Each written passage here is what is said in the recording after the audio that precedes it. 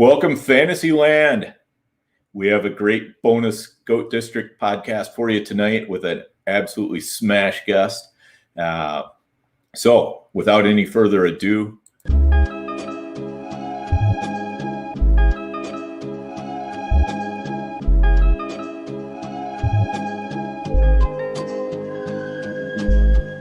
GOAT District, you know the Pope listens. Dynasty, our religion, for the blokes missing. On all of these trades, on all of these plays, on all of these grades. By the end of the day, y'all getting played. So, what you gonna do next? Try to fill up that flex? Send the homie a text? That trash offer's the best? You try to make it complex, then they text you back. Now all of a sudden, they don't make any sense.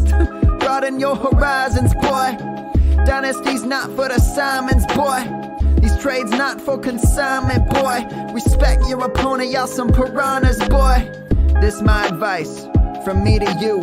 Open up your cute little podcast queue. Search up GOAT District, my dude. Pop it in your ear, man. Y'all know what to do. It's the and I always be traded. And I always be traded.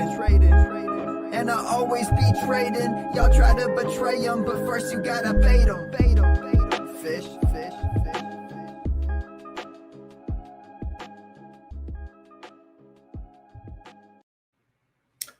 all right. I got to admit, this is a first. I don't think that I've done a podcast right pre-NFL game like this before. So really looking forward to this, getting amped up to talk a little football and then watch a little football. So let me bring on my co-host.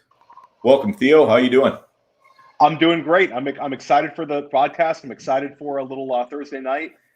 We have a lot of guys that we have exposure to in tonight's game. A lot of Carolina Panthers, a little bit of Brandon Cooks. So I'm excited to get the week off to a good start, and I'm excited about the guests we have tonight. Yeah, absolutely. And if you have exposure to anybody on Houston other than Brandon Cooks, I feel sorry for you, and please fix that. So, but without further ado, we need to get right into the goodness here because we got an hour and we don't want to waste any of it on a bunch of fluff. So we're going to bring on our guest. Welcome, Ben Gretch. How are you doing today? I'm doing well, guys. Thanks for having me on. Absolutely. Awesome. Welcome. If you will, Ben, just kind of give us a quick little summary. When did you get into fantasy, and how did you get into being an analyst? And tell us a little bit about stealing signals as well. I got into fantasy when I was 12 years old. No joke. I was a nerd as a kid. I mean, I played a lot of sports, but I was definitely a math kid. I liked numbers and stuff, and so I found a fantasy. It was, I think, like a sporting news magazine preview article or preview magazine for the season. And I found like a 3-page thing at the back of it that had fantasy football. It was 1999. It was the first year I played. And it was like, schedule template, rankings template, and scoring system and all this stuff. And I was riding the train home from my grandparents' house, like a multi-state train ride. Got home, got my brothers, started a league. They're older brothers, but I was the one that ran the league. Literally still run that league, 22 years later. So that's how I started. I was always really big into fantasy, really enjoyed it, through high school, through college. Started writing just in 2015 over at RotoViz. But yeah, stealing signals. I started at RotoViz. I did it at Roto Grinders for a year. I did it at CBS for a year because I landed there. And then this is the second year now in a newsletter form, a premium newsletter. So it's a weekly article. It's a recap article Mondays and Tuesdays where I break down every game, kind of a fantasy football focused recap. And then I highlight like what the signal and the noise was for every game, sort of the bite-sized piece that people like. For anyone who wants to read the whole thing, it's super long. I don't know how anyone can read it, but there are people that read the whole thing. For anyone that wants to read it, I'm basically just going through my process. Here's what I saw. Here's what I now see in the numbers as I'm going through the data, because I watch every game. I'm taking notes on everything I see, but also everything that I see in the data. And here's what I think it means going forward. What's signal? What's noise? What's gonna dictate what we see the rest of the way, which is really what matters. Yeah, I'm a subscriber. I highly recommend it. It's easily the best newsletter or fantasy football email that comes in. I think that no matter your process, it's going to make you a smarter fantasy football player, to subscribe to that. You also use a lot of interesting stats in the way you analyze games that I think is kind of a cut above. Maybe you could talk a little bit about unselling signals, your approach to green zone, the high value touches. Obviously, we know about targets per route run, but you use a metric called trap. Maybe you could share just a couple of these metrics that help you analyze the game a little bit better. Sure. Yeah. The high value touches, trap, those are all running back ones. We know that, we're looking for receiving upside and touchdown scoring potential. Those are huge. The high value touches looks at all the touches inside the 10-yard line and then all receptions. That's about 25% of all running back touches. I don't know. I kind of thought it would be more than that, right? The other 75% are just rush attempts outside the 10. So those are low value touches. Those are between the 20s carries, right? The 25% that are the high value touches account for almost 60% of all running back PPR scoring, right? So that's what we want our guys to have, is a lot of those. There's guys that have these empty workloads. They get tons and tons of touches, but so many of them are low value touches. They're not getting the touches that generate fantasy points. And so there's a lot of ways you can look at that. Obviously, there's the expected points models. There's all these things. What I like about high value touches, the reason I've used that and continue to focus on that, number one, it's pretty easy to understand. We all know, touches. We can look in the box score and we know a running back got 25 touches. It's not that hard to go one step further and say, okay, these are the ones that were inside the 10 that had a really high probability of scoring TDs. These were the receptions. Those are the key ones, right? And then number two, it's not too specific, right? Like we can go into inside the 5 or goal line touches, but there's a lot of variance in how many plays a team actually runs inside the 5, because you can score touchdowns from further back and all these types of things. So trying to identify which backs are actually playing sort of inside the 10, which every yard line inside the 10 does have a pretty high touchdown scoring potential, higher than outside the 10. Once you start to get further outside the 10, it's almost like every yard line beyond there is pretty close in terms of, having a pretty low touchdown scoring potential. You have to break something. So anyway, inside the 10, this is like the green zone. This is where you can score TDs. That's where a ton of the running back TDs come from. I don't remember the exact number, but a really high percentage. And so we're looking for that. We're looking for, and then, obviously the receptions are huge. And so those are the things that we're looking for at running back. Trap is trivial rush attempt percentage. It's an acronym my buddy Pat Corain came up with. It is high value touches as a percentage of total touches, right? And it's actually the inverse. So low value touches, the higher the trap is worse, but it's giving you a percentage of what percentage of the players overall, the running backs overall touches are high value touches. And so we have the pass catching backs. They're always going to have low traps, which is good. But at the same time, they don't necessarily have the ability to work into 3-down roles. So we have to keep that in mind. Nyheim Hines having a really low trap doesn't necessarily mean he's going to be a superstar. But we are looking for guys that have low traps that are in split backfields. Immediate guys that come to mind are like back in the day, David Johnson, his rookie year. Guy was getting goal line work and was catching passes as a part-time guy behind Chris Johnson. That was like, okay, now when this guy gets a full workload, he's going to have a massive ceiling. He's going to have the things that we want, touchdowns and receptions. Devonta Freeman, same thing, coming into that year that he had a great year in 2015. He was clearly going to be the high-value touchback alongside Tevin Coleman. Now, I wasn't doing this back then. I didn't predict that or anything, but you can look back and say Coleman was expected to be sort of the early down back. Freeman was going to be the passing downs back. Coleman gets hurt early that year. And what happens when the early down back gets hurt, a lot of times the passing down back can consolidate the work, already has the high-value stuff.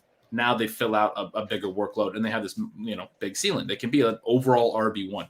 That's the Christian McCaffrey workload. That's the Alvin Kamara workload. Those are the things that we're looking for that have real ceilings. At the same time, if you focus too much on that stuff like I do, then you fade Derrick Henry every year, and then you get stomped in week 2, like I did last week. It's the process. Yep. And that I think that's great stuff.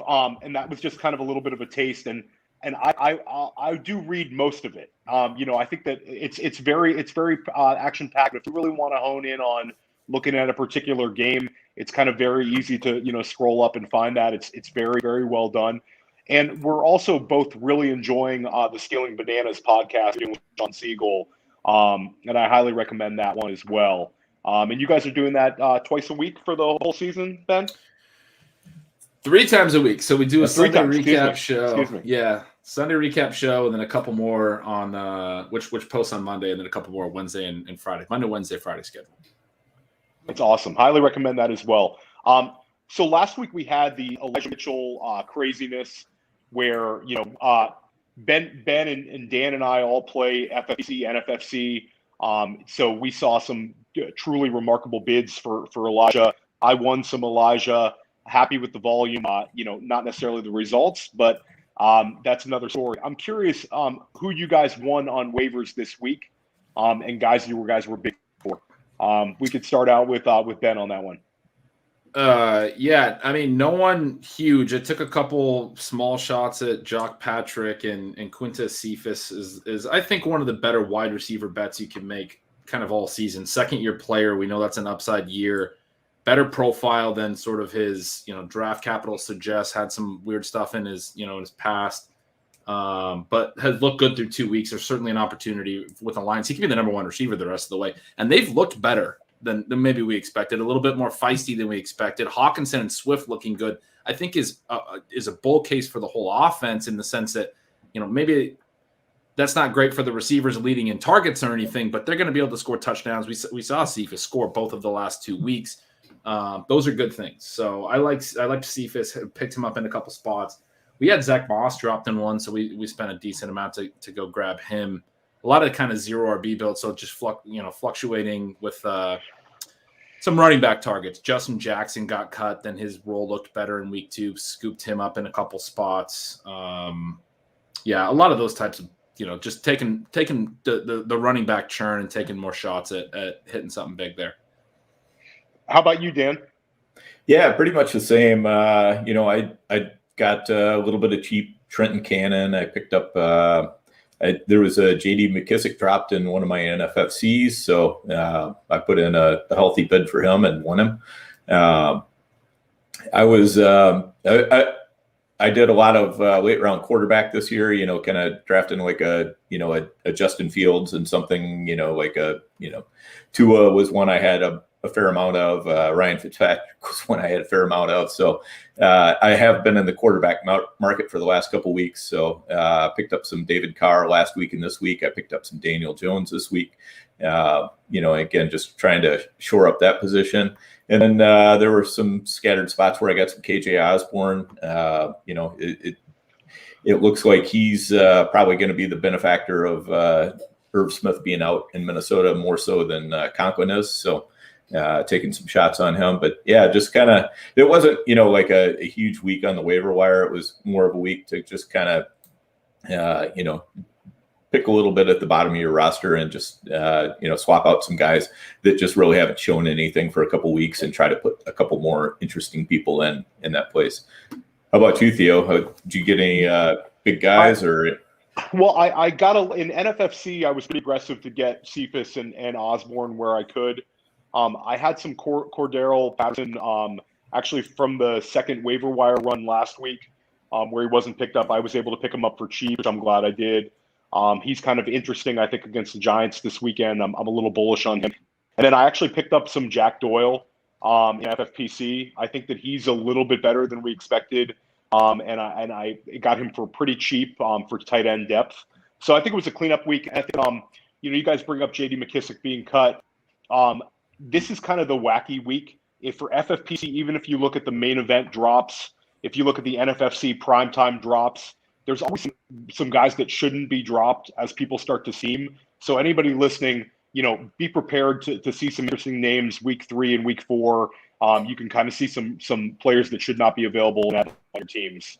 And pivoting off of that, tonight on Thursday night game, a lot of people are excited to see Christian McCaffrey, which obviously is one of the most exciting players in football. But I'm really excited to see DJ Moore. This seems like this is finally the DJ Moore wide receiver 1 season that we've all been waiting for. Ben, I know you have a lot of DJ Moore as well. Maybe you could talk about your expectations for him moving forward and your thoughts on what you've seen in the first 2 games. Yeah, I mean, a lot of DJ Moore is almost somehow an understatement for me. I have a lot of DJ Moore. I mean, I've been very pumped. I wrote this offseason about this concept I was calling situation regression. Like, we talk about statistic regression a lot. We talk about efficiency, how, specific numbers that need to regress to the mean. The point I tried to make was sometimes a guy's situation, non-quantify or, quantitative stuff, right? Like, Diggs was the example I used. When he was in Minnesota, his situation was terrible for him to be successful. They had him in a deep threat role. In 2018, they had him in a shallow role. Then in 2019, they put him in a deep threat role. His ADOT changes, I think, 6.5 yards one year to the next. And he's productive in both. But especially the deep threat role, he doesn't even get to 100 targets in an offense that was really run heavy, even with Thielen hurt that year. Then he gets traded in the offseason, and the point was like, okay, well, if the Bills just treat him like a number one, he's going to be a star because he's really good. He's shown me that he's good at all depths. He can do all of the things that you need to do as a receiver. And so that was sort of the comp with DJ Moore this year, and that was the hope, because last year he was in a deep threat role. He had Teddy Bridgewater at quarterback, not necessarily perfectly suited to Moore's skill set.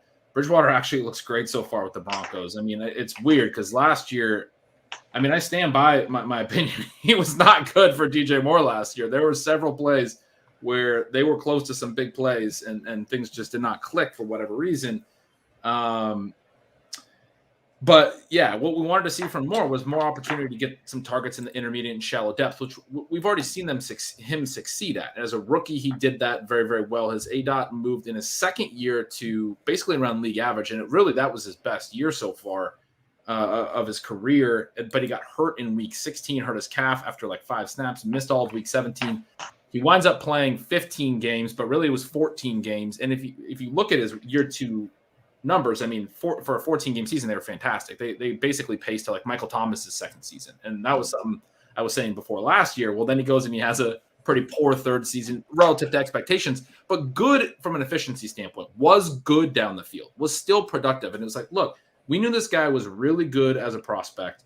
Every role they're putting him in at the NFL level, he's succeeding at every depth. He's succeeding with yak. He's been an efficient rusher when they've given him rushing opportunities, and he succeeded downfield now as a deep threat. All we need is the Carolina coaches to go back, look at film, and say, we need to get this guy the ball more. We need to manufacture touches for him closer to the line of scrimmage. Through 2 weeks, that's all we've seen this year. They gave him a jet sweep in the first game. They gave him a handoff. They put him back for a punt return, which is like they're trying to get the ball in this dude's hands. And they did it again last week. I'd actually like to now start seeing some more downfield targets, which is what we were seeing too much last year. I want to get a few air yards on top of this. I'm getting greedy, but I mean, his workload through the first 2 weeks, he's basically buried Robbie Anderson. That's what Robbie Anderson was doing so well last year, those underneath targets. Robbie Anderson now looks like a sporadic deep threat or something. Moore looks like he's going to be an absolute star. He has the efficiency. He had the prospect profile. He is a stud, and now he's going to get the actual opportunity to rack up tons of targets. He's going to break some big plays. He's going to make those yak plays. I've been comparing it to like early Odell Beckham where he would take slants to the house. We're going to see some of that. We saw that last year on one of his very few short targets. He took an out pattern to the house against the Saints. He's got that ability, and he's going to blow up. I'm very, very excited about what he's going to do. Yeah, he looks like an absolute stud right now. I think if we redrafted today, he's one guy that would have moved up tremendously based on where he was going. Even the market started to correct itself a little bit when you got into Vegas, but he was still like an early 4th, late 3rd occasional guy, and he looks like a potential league winner. Dan, what are you thinking with DJ Moore this year?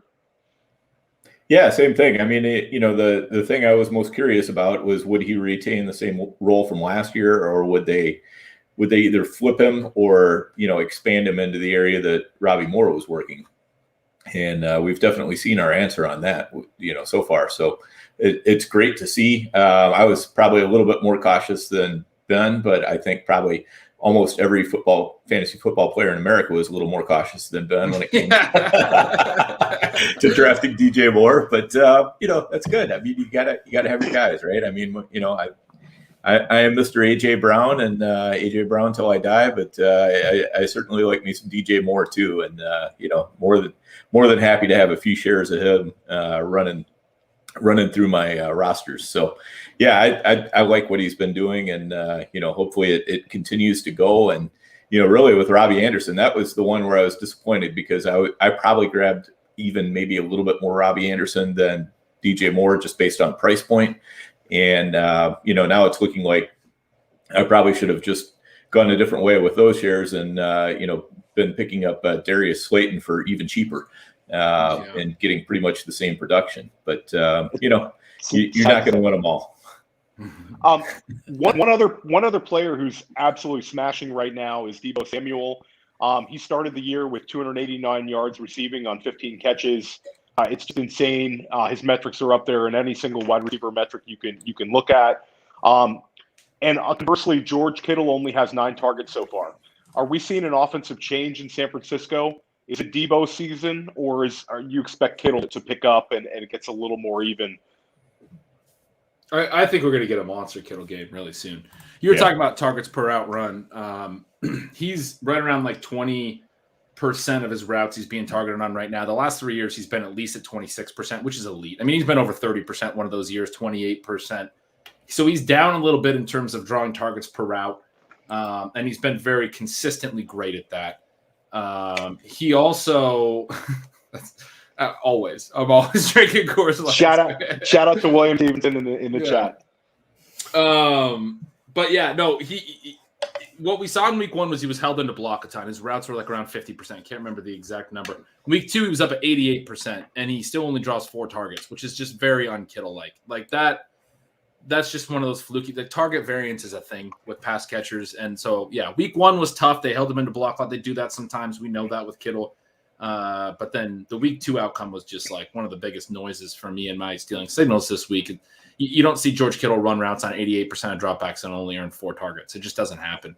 And the fact that they're not, they didn't show us again in week 2 that they're like doing something where they're going to keep him into block 50% of the time all year, or anything like that. We immediately saw his routes jump back up. That's where I was like, okay, well, we're going to have a big game soon. I don't know if it'll be week 3. I don't know if it'll be week 4, but I'm going to be playing him in DFS this week to see if it's going to be week 3, because I think if you see those 88% routes last week, it's George Kittle. Like, he draws targets. He's going to have a big game soon. Now is definitely the time to drop those offers for Kittle in Dynasty. Yep. Get him out there. We were talking with Andrew Cooper a couple days ago, and I kind of liked his take on Kittle. And what he was talking about was, the first week they just really didn't need him. They got out to a laughably big lead pretty quickly, and defensive scores, everything else. And then it could be that Philadelphia is just real good at defending the tight end, and they didn't let Pitts exactly go off. So. That could have something to do with it too. But yeah, I'm seeing the same thing on the routes run, and getting those targets in there, and I think the big game is coming. So I'm, I have a league where I've got Kittle and Gronk, and it's an NFFC, so I have just one flex spot, and I have Kittle firmly in the tight end spot, despite the fact that Gronk has heavily outscored him, just because I think that's the way you got to play it. And, Gronk is one of those people that I'm still trying to decide, do I jam him into my flex or, jam somebody else like Rondale Moore or somebody in there. So that's where I'm at on it. How about you, Theo? I have actually a good amount of George Kittle and NFFC teams. Probably not as much in the high stakes FFPCs this year. I haven't been football guys and whatnot, but in the high stakes NFFC leagues, he was falling. So I grabbed a lot of 4th round Kittle. So I'm happy to hear Ben and Andrew this week kind of get me a little hype on that. And yeah, I expect them to turn around as well. And Dan, don't bench Gronk in your flex. I made that mistake last week. I benched Gronk for Jim Waddle, and it was a tough one. It was a tough one on a pretty high stakes team. And then yeah, he's in there right now. So Waddle was rough last week just because. I mean, you lose your quarterback right away, and then Brissett just can't get anything going. Like I played Waddle in a couple leagues too, and it's like, man, this is not the play that I thought I was making. Yeah, absolutely not. Yeah, when I saw Will Fuller out, I said, okay, all right, we saw what Waddle could do week 1. This is going to be volume time for Waddle, and I got pretty gassed up, and it was disappointing. Deebo, you expect him to stay in that wide receiver 2-ish range? Do you see him as a potential for a wide receiver 1 season, Ben, or are you kind of tepid on your expectations? I was very optimistic on him. I have a lot of him too, so I'm definitely excited about that. I thought his price was kind of silly all off season, so I actually don't have any Ayuk and anything high stakes because I was playing it through Deebo, which is not necessarily that I didn't like Ayuk. It just was a price thing. I mean, we're just talking about it like with Moore and Anderson. It happens. Sometimes it works in your favor, sometimes it doesn't. Ayuk is such a wild card right now, right? Like I think he's going to have to play more at some point, and he's too good to not come in and start producing a little bit at some point. I don't know what the deal is there. I mean, we're all kind of wondering what the deal is there. The issue for Deebo will be the air yards, the downfield targets when Ayuk is more integrated, because when Ayuk was getting more of the downfield targets, right? What Deebo's been thriving on is he gets the jet motion tip passes. He gets these free receptions and creates yak on the line of scrimmage. It's very similar to the DJ Moore thing. He's getting these, design touches that are also getting us free PPR points on these, tip passes, and he's getting air yards and he's getting downfield targets. Will that stick all year? I think that comes down to when we see Brandon Ayuk to some degree. But right now it's beautiful, obviously, for Deebo. He's getting everything. You want that. You want all those depths of targets. Yeah, no, I'm excited for Deebo as well. One guy kind of on the opposite end of the spectrum from Deebo is Chase Claypool, who's off to a very slow start. Air yards are there. The production just isn't. This was a player that was being drafted consistently in the 5th and 6th round, especially in the main events, in the NFFCs as well. What are your expectations for Chase Claypool moving forward? And a little bit on the Pittsburgh entire offense. I know this week it might end up being Mason Rudolph, but maybe with Big Ben, kind of your expectations for that offense and Claypool.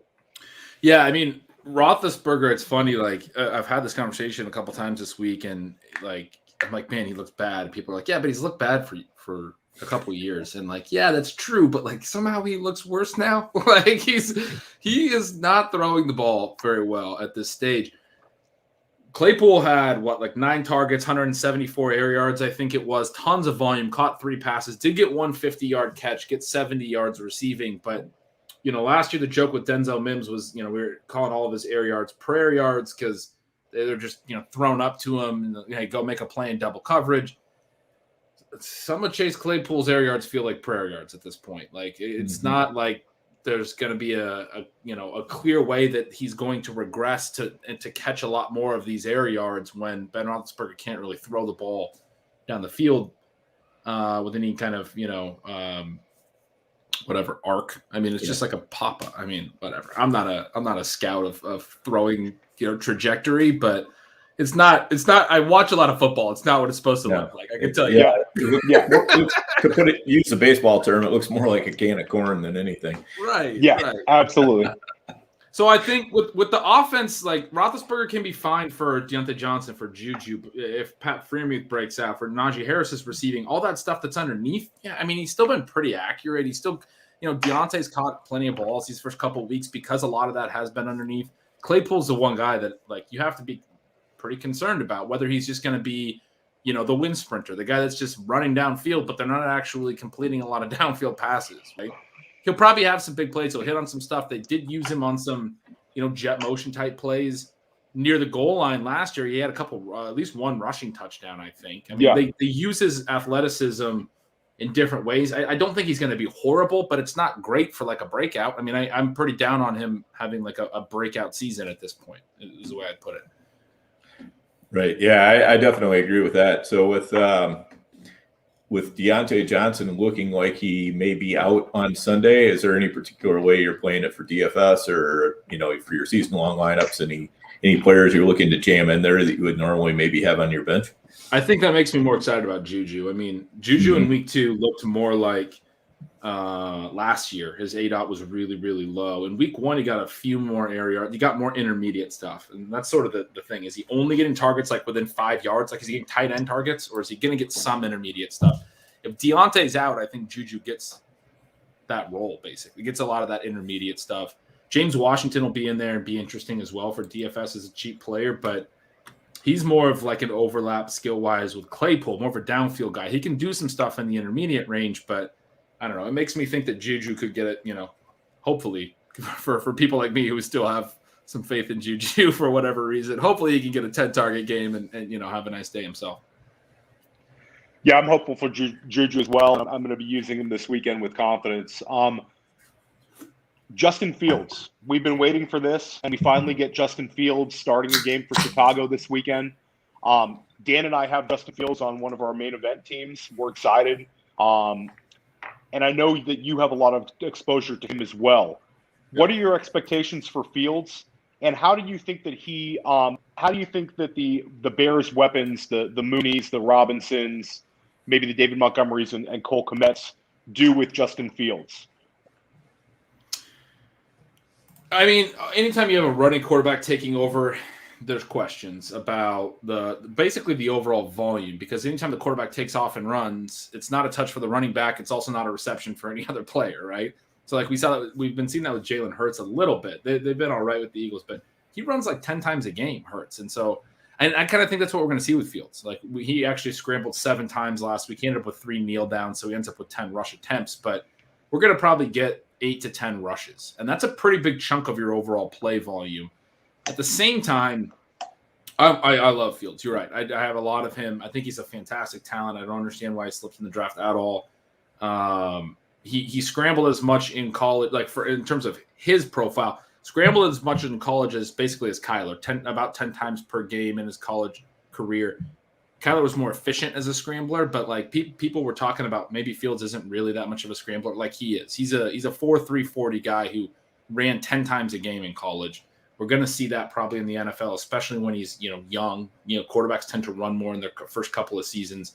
And then he was PFS highest graded accuracy passer, which was something that perked my ear up. I think accuracy is the most translatable trait for rookie quarterbacks. Like arm strength, arm talent, all that stuff really matters, but you got to be able to fit the ball into tight windows at the NFL level. That's what matters the most. All these guys can throw hard enough, but can you anticipate, can you throw to where, when somebody's grading it, they're seeing a lot of consistently accurate passes. That's what's going to translate. And I watched him almost, I think I definitely watched all of his snaps in the preseason because I was super excited. And definitely last week, he was way more accurate than his stats in the preseason or last week will indicate, because he had a drop in both of his biggest extended playing time games in the preseason and a ball in each that should have been caught. In both cases, he was playing with backups. I was like, Allen Robinson catches that in my mind. But then last week, he had a beautiful deep ball to Allen Robinson that Allen Robinson didn't bring in. And so, it's been a little frustrating in some respects that his stats his passing stats, Fields, haven't looked great. But he's throwing good balls. He understands where defenders are. He understands how to throw away from coverage. I mean, just from somebody watching him, I am confident he's going to be a good passer. I was surprised. I mean, he made a really bad read and threw a bad interception last week. That surprised me because I didn't see a lot of that in the preseason. He looked good in the preseason. But at the same time, I'm confident that when he, finds an open player and isn't just, basically getting fooled by a defensive lineman dropping into coverage, that he's gonna hit accurate passes and they're gonna have some strong passing numbers. So I think that's good for A-Rob. I think it's good for Mooney. I think it's good for Kmet. I think it's good for the whole offense, right? In that regard. And the Browns are obviously a very good team. You're playing in Cleveland. It's a tough first matchup. They're gonna put up points. I think the Bears are gonna have to try to keep pace a little bit. I'm really hoping it's not a slow game where the Browns just run a lot and then Chicago kind of reins in Fields. I'm hoping we get a little bit of, back and forth, a little bit of a shootout atmosphere, but I'm pretty pumped about Fields for sure. Yeah, Dan and I were actually having this conversation before the show.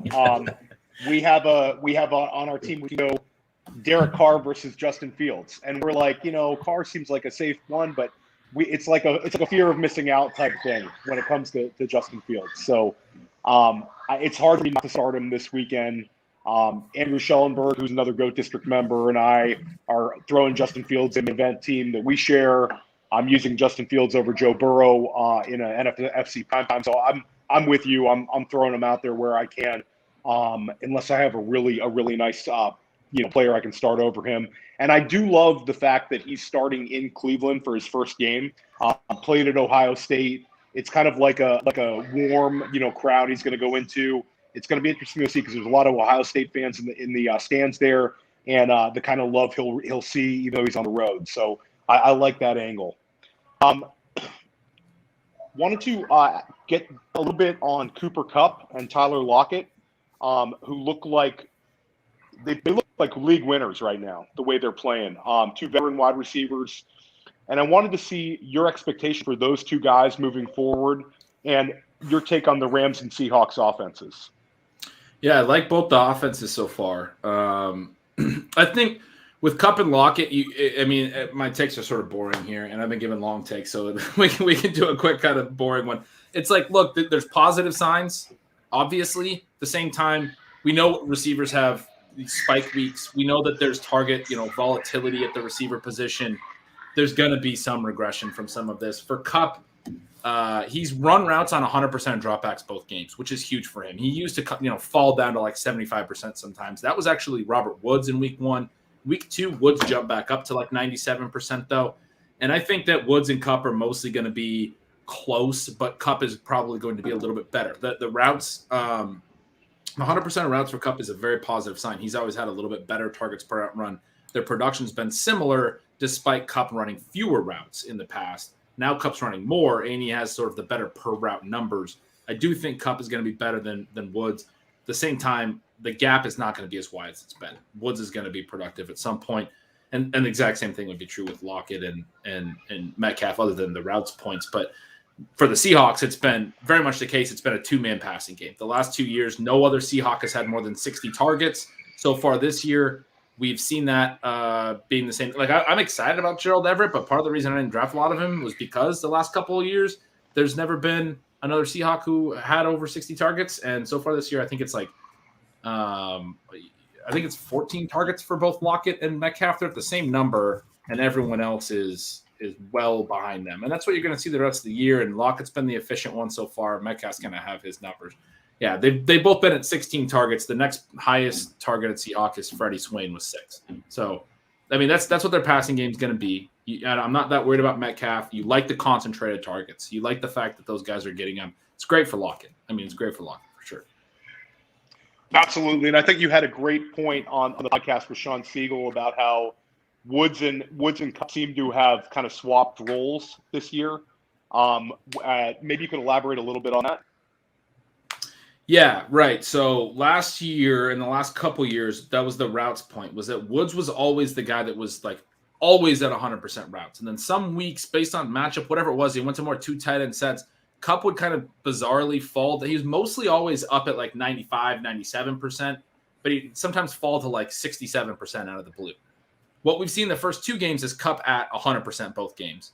Woods at 67% or something in week 1, and then he jumped up to 97%. But even that was sort of notable, where Kupp was the 100% guy, Woods was the 97% guy. There's no difference in terms of that's like one route, right? But back in the day, like the last couple years, if that was like where they were at, it would have been Woods as the 100% guy, Kupp as a 97% guy. I really do think whatever the roles are have flipped in terms of who they see as the guy they leave on in single wide receiver sets, basically, right? Because Kupp is running 100% of routes now and all that. And then there must be, packages in their game plan. I haven't looked at all their formational stuff, but there must be some 3 tight end stuff that they've run or whatever, where back in the day, last year, the year before, it would have been Woods staying on. Now it's Kupp staying on. But Kupp has always been better per route than Woods. And so, yeah, now that you have Kupp staying on, it's very promising for Kupp. But if Woods is going to be running basically the same amount of routes, I expect him to be okay, Mm-hmm. Yeah, I think Woods is another, a player that right now, if you're looking to make a title run in Dynasty, you might be able to get a little bit of a discount, and worth doing that.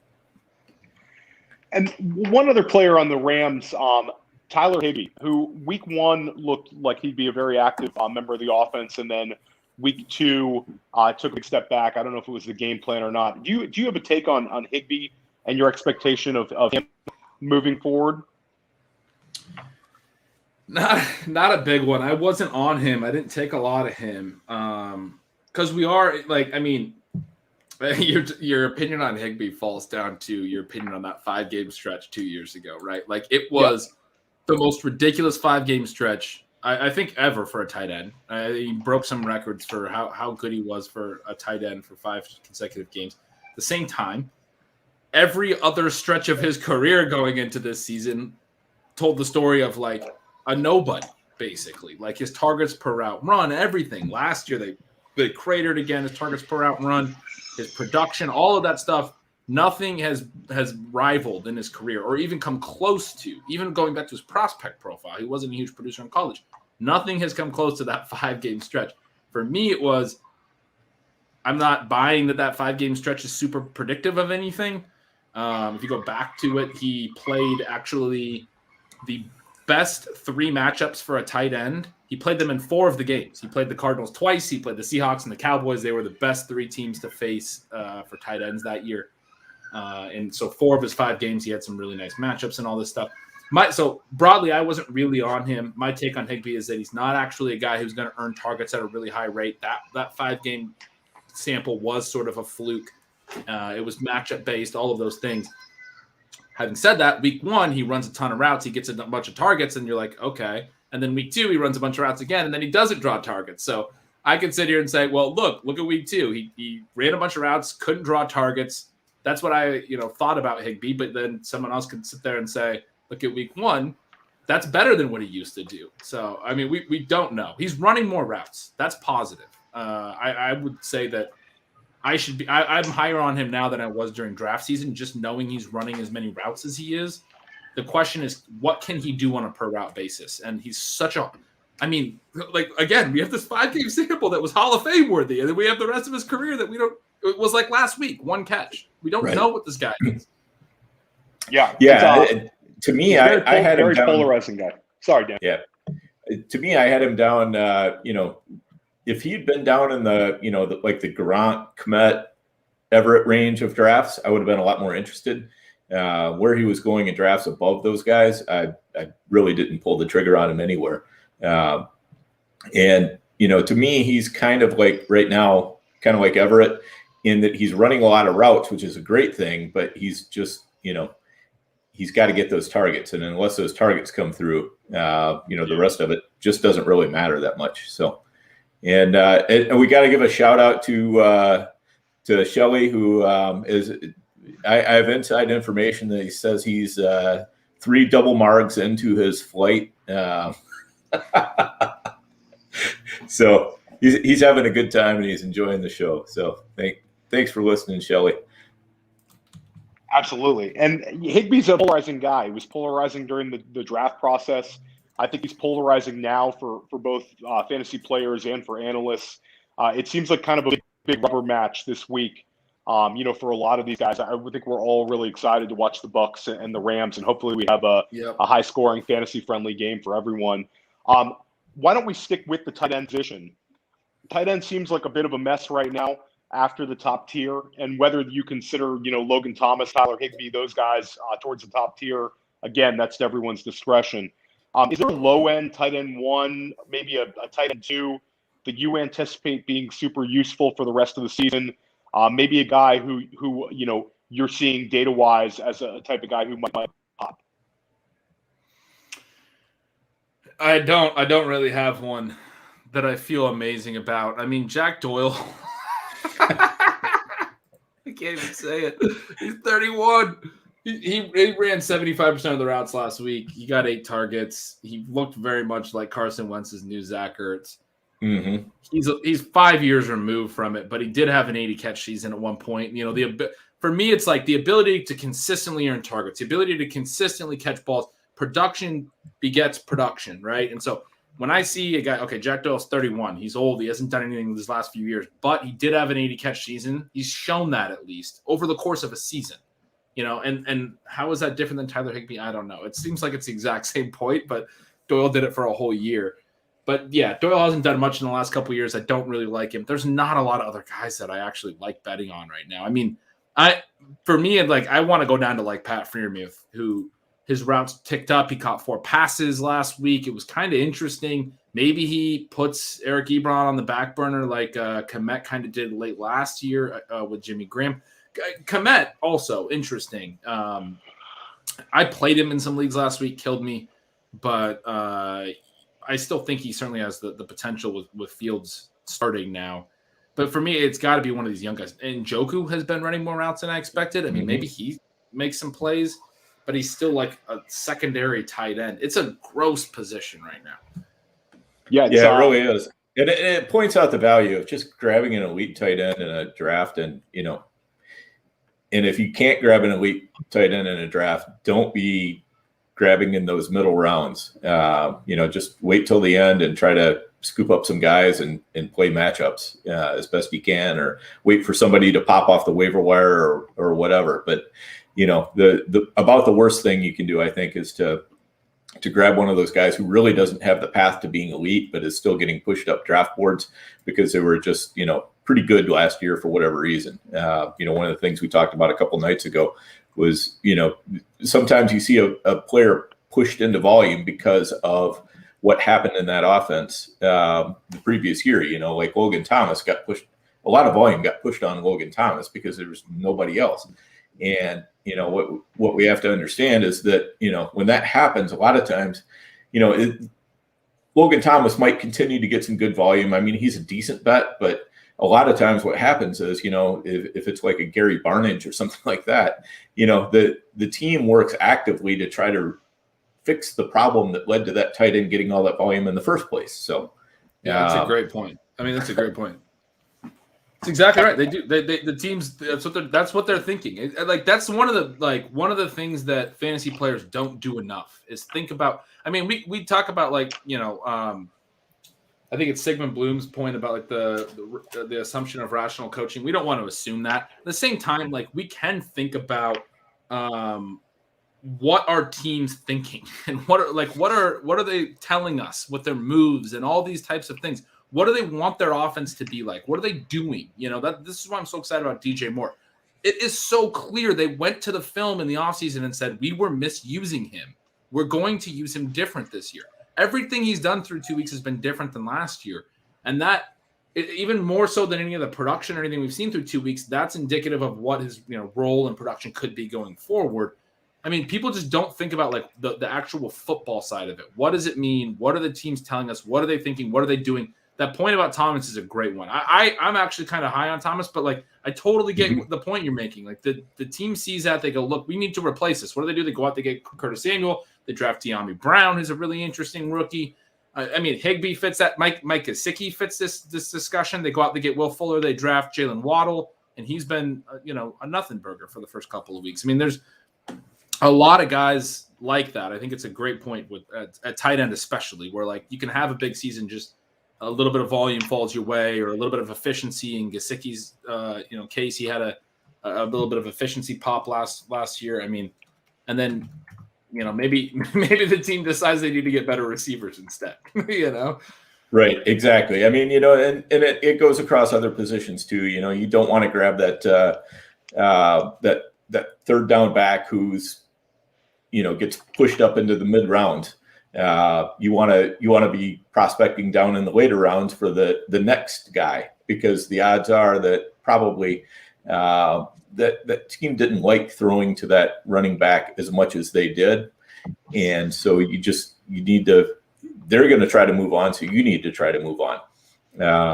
Same thing can happen with slot wide receivers sometimes gobbling up a ton of snaps, and the team goes out and tries to grab a couple outside guys that are better than what they had last year so that they can push the ball down the field a little bit.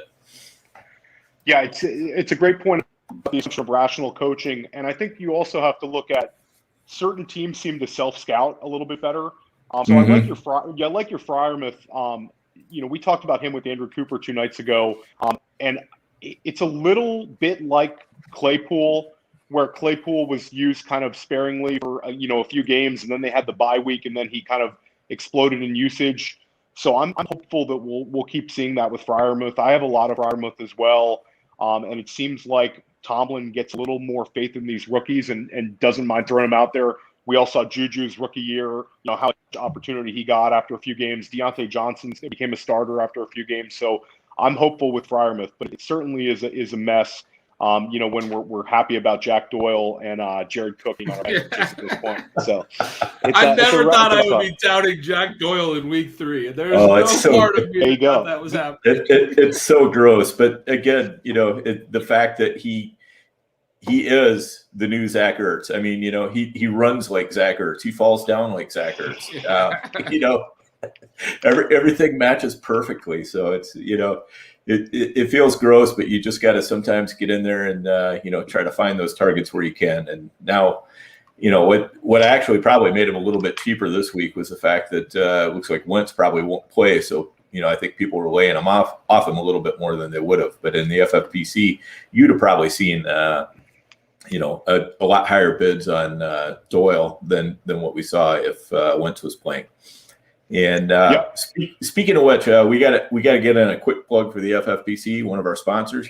And I'll just fire it real quick to you, Ben. I'm going to hit you cold with it. What are a couple of the things you really like about the FFPC? What draws you there and keeps you playing there? I love tight end premium. It's so much more fun in my mind that the positions get more balanced. I mean, I also very much like Superflex. They have great dynasty. They have the new Rotoviz Triflex dynasty leagues are fantastic. Superflex, tight end premium.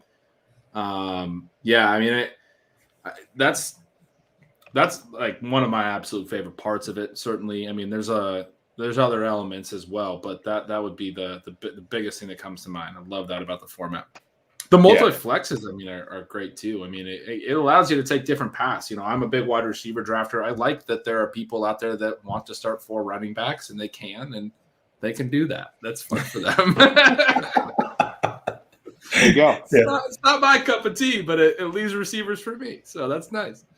Yep. That's the best thing about it. It definitely can steer some people into some interesting builds that, as you're watching the draft unfold, you're like, I don't know where they're going with this, but Godspeed. Hey man, if you got to plug in Mike Davis, you got to plug in Mike Davis. So we've got to touch on running backs, and the biggest story right now for a lot of people in fantasy is Tony Pollard. It seems like we're not necessarily seeing a changing of the guard in Dallas, but Tony Pollard looks like one of the best value running back picks in drafts so far. Do you expect him to continue to cut into Zeke's touches? Can we expect rational coaching in this situation? Well, yeah, I mean, the rational coaching thing is kind of interesting. The point that some people have definitely put out there on Twitter and other places that I think is very important is that Zeke is a really good pass blocker. So from a real football sense, you want him on the field on passing downs. They want to be a pass-first team. He is an asset. He's not a net negative in that regard. From everything that we're looking at as fantasy fans, we're like, man, he looks way slower than Tony Pollard. This dude picks up blitzes. Like, can we tip our hat a little bit? I'm not even a Zeke fan. He has looked really good picking up some blitzes in the first 2 games. Like, if you're a football fan, you're like, man, he just puts his head in there and hits dudes. And he's been that way since he was a prospect. That was a big thing coming out. As a rookie, people drafted him in the first round because he picked up blitzes. He was going to play on 3 downs, right? On all 3 downs. Having said that, Pollard, number one, I don't think his snaps can grow that much because Zeke is still going to play on these passing downs because of his pass protection. The flip side, they are manufacturing touches for him. His touches per snap are incredibly high. He had, I don't know what the number was this week, but you know what I do remember? It was 21 snaps. He had 16 touches on 21 snaps. This dude's on the field for 5 snaps where he didn't get the ball the entire game. And every other time he's on the field, it's like when you're playing backyard football and you're like, okay, everyone guard, the big kid. Like, we all know they're giving him the ball. Like, it's kind of what the Cowboys are doing right now when they put Tony Pollard on the field. I think that part of it is actually sort of unsustainable. Some of Pollard's efficiency is probably a little unsustainable. I'm a huge Pollard guy. I have him in a bunch of leagues with these 0 RB builds. I'm like, believe me, I want to see him be a superstar. I do think the production is going to be basically worse in some of these weeks coming up than we've seen. He's had some splashy plays these first 2 games. He's going to have some down games in the next couple of weeks because he's not going to get the snap share because of the pass blocking, and he's not going to continue to be utilized as heavily probably on a per snap basis. Like that's just a crazy rate, or as efficient on his touches. He's been so explosive. I mean, it's going to be tough for him to continue to be productive. I think I'm gonna use him in leagues this week where I need an RB2, but I do think that you're mostly still hoping for essentially for a Zeke injury if you really want to tap into his upside, because I don't think Zeke's going anywhere if he's healthy. I think he's going to stay in there and pass block and steal the majority of the snaps basically. Yep, absolutely. Yeah, I mean, I'll be using Paul as well, and I think he's exactly the kind of guy you want for your flex. But yeah, it's going to be a little problematic in games where he maybe doesn't get the touches that are necessary. But when he looks, it's so hard not to start him. Another guy who's I'm sorry, he's so explosive. No, I agree. He's just so explosive. I want that guy in my lineup. Like he's a week winner. He's a week winner. I mean, for me on my 0 RB or my anchor RB teams, I'm deciding between him and James Conner, and it's like, okay, they're gonna get the same amount of touches, and this one can do that, and this one is James Conner, so I'm gonna take that one. There you go. Excellent point. One more guy who we're all going to have trouble with start-sit decisions on that looks like an absolute superstar is Rondale Moore. Is it Rondale Moore season? Is he a weekly start, or is he the kind of guy where, you want to kind of temper your expectations despite looking just phenomenal?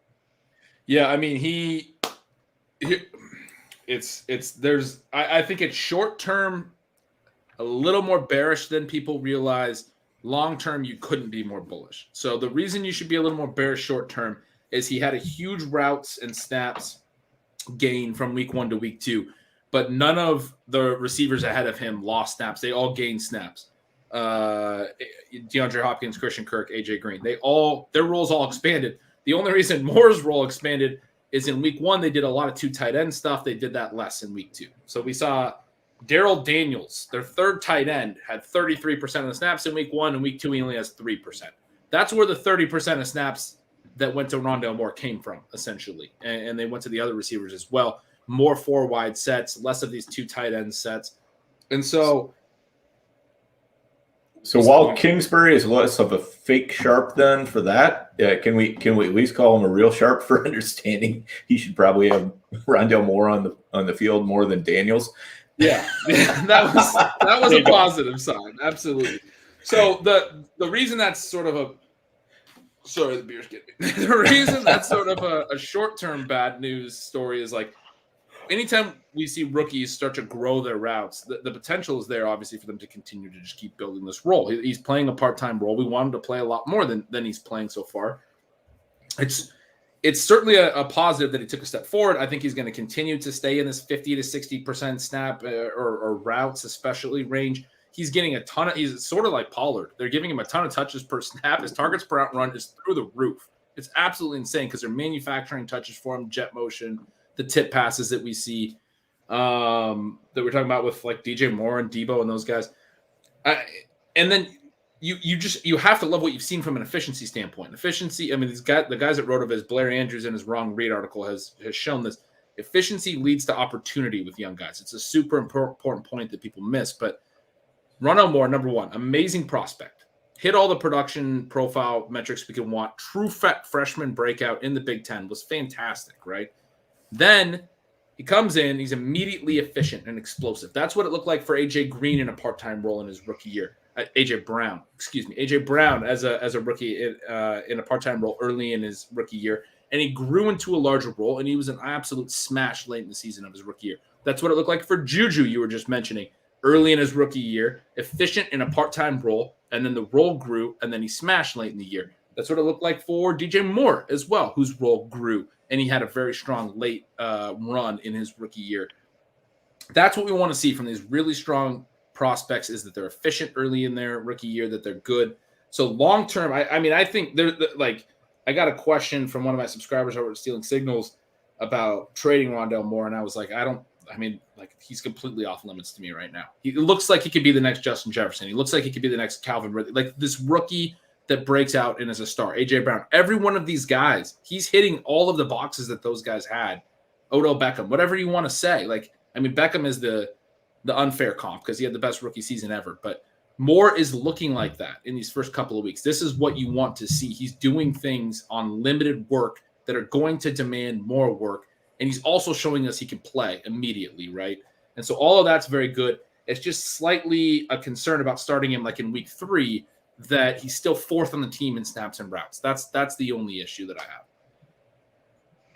Yeah, Yep, we're super excited about him as well.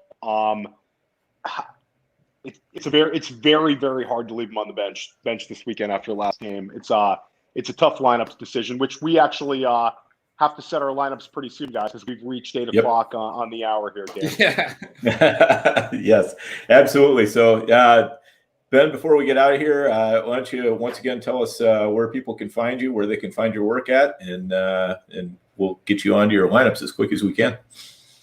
Yeah, appreciate it. Yeah, you can find the newsletter at bengretch.substack.com. It's $8 a month to subscribe.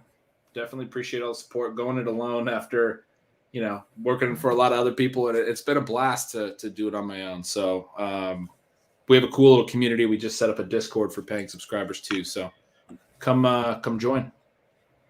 Yeah, absolutely. And you guys know where to find me and Theo.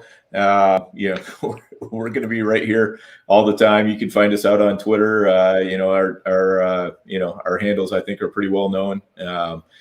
Again, a huge thanks to our partners at the FFPC, Viridian Global, Dynasty Depot, McNamara Dynasty, and mostly big thanks to you guys for watching, smashing that subscribe button, hitting that like button. We really appreciate it. We go the extra mile here. We had a chance to get Ben on, and we said, you know what, we got to do this, even though it's kind of a weird time to do a podcast. And so thank you all for tuning in. We'll keep bringing you the goodness, and let's go watch some football.